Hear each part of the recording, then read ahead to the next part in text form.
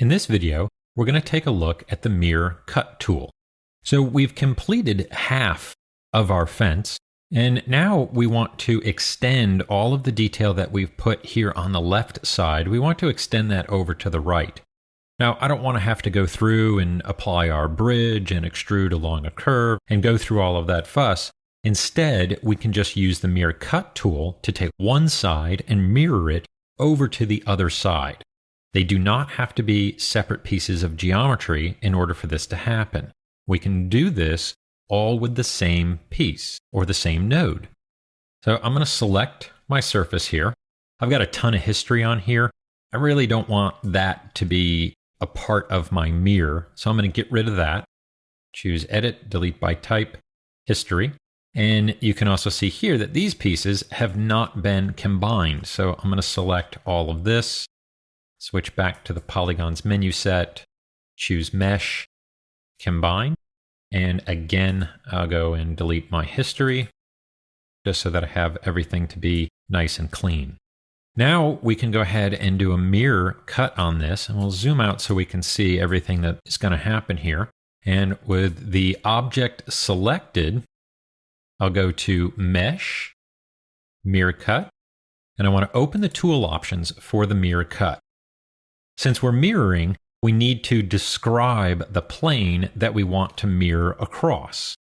If we look down at our world coordinate, we're in YZ. That's going to create a plane that would cut right down the center of our object here.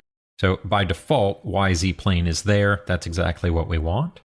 And then we also want to merge it with the original object. So this will ultimately create just one single node. Our settings are good. We'll choose Mirror Cut. So now the Mirror Cut tool is applied, but I'm not quite seeing exactly what I expected.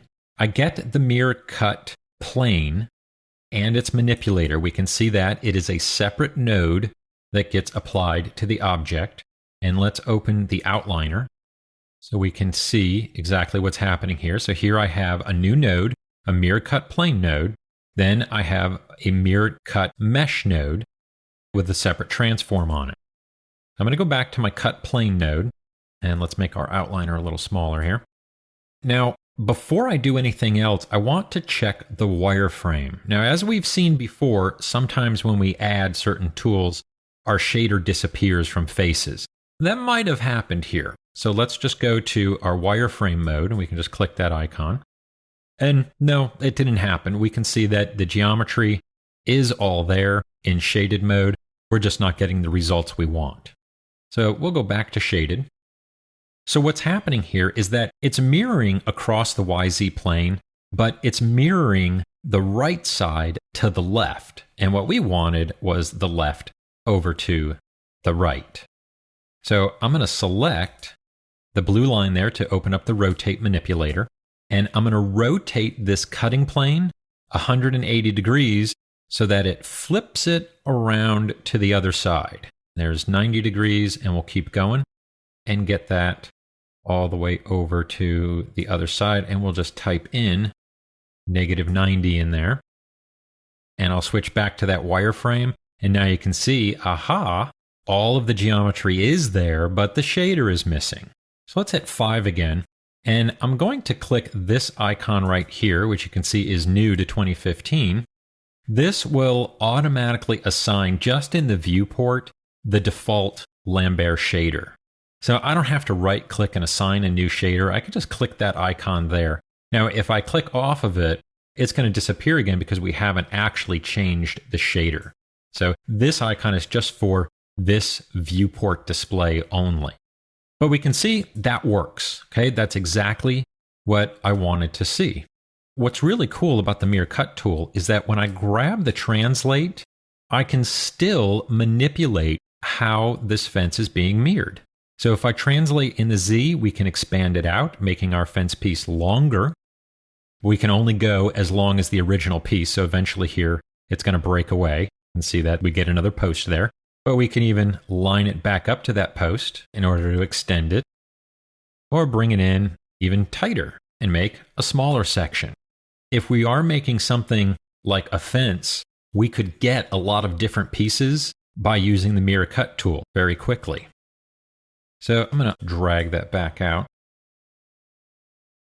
and put that back there. Okay. And I'm going to select it. And now let's delete the history. We like this piece here as is. We'll choose Edit, Delete by Type, History. Now that does not get rid of the nodes. Now the nodes were connected to the history, but they're separate objects themselves. So we have to delete these manually. So I'll just select those there inside of the outliner and we'll choose Delete. Now I have a nice clean fence piece. Let's add this one more time.